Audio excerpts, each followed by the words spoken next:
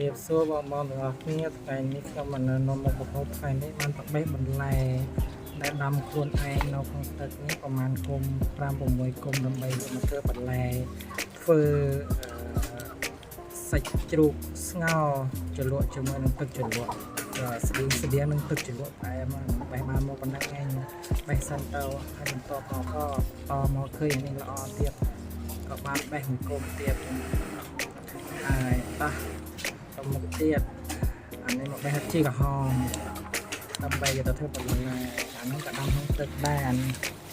លាងឲ្យបានស្អាតប៉ុណ្ណឹងកាត់ខកមកស្រួយស្រេះហ្មងឯងស្លែដាំខ្លួនឯង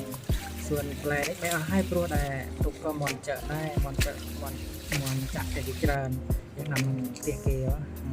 ហើយយើងក៏ទៅដាក់ស្ងោរសាច់ជ្រូកណាស្ងោរសាច់ជ្រូក3ជាន់ប្រហែល3ខ្សែហ្នឹងទៅ1គីឡូជាងឆ្អិនហើយក៏ស្រង់យកមកហាន់វាស្ដើងប៉ុណ្ណឹងមកហើយបានមួយបាត់បន្ទាប់មកយើងក៏បំពងខ្ទឹម